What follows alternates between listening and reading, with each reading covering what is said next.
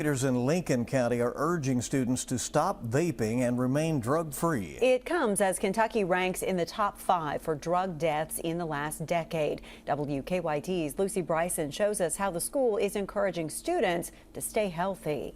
On Tuesday, an assembly at Lincoln County High School was held to encourage students to remain drug-free. And it comes at a good time, with Kentucky being in the top 5 states for drug deaths for over 10 years. According to the National Youth Tobacco Survey from 2017 to 2019, the usage of e-cigarettes in high school students doubled. And just last year, it was recorded that over 2 million kids used e-cigarettes. Founder of Steered Straight, Michael DeLeon, shared his story of how using nicotine at a young age changed his life. At age 11, DeLeon began using drugs, which later resulted in him spending 12 years in prison.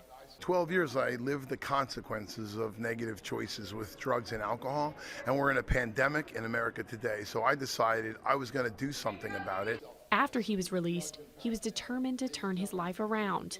So he created Steered Straight, a program to encourage students to quit vaping. Parents aren't going to stop this. Schools aren't going to stop this. If the kids don't believe that they're harmful, if the kids don't believe the long-term damage from nicotine, from marijuana, if they don't believe it, they're not going to stop. Students say they were impacted by the presentation. I feel like it gave us more information to go and stop other people from doing it too.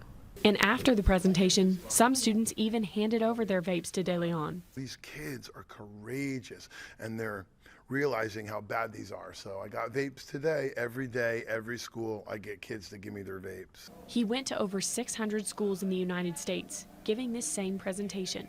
But this year, he plans to break his own record by adding 100 more visits, in hopes to encourage more students to turn away from drugs and live better, healthier lives. In Lincoln County, Lucy Bryson, WKYT. And there will be a presentation for the community tonight at 6 at the Lincoln County Middle School.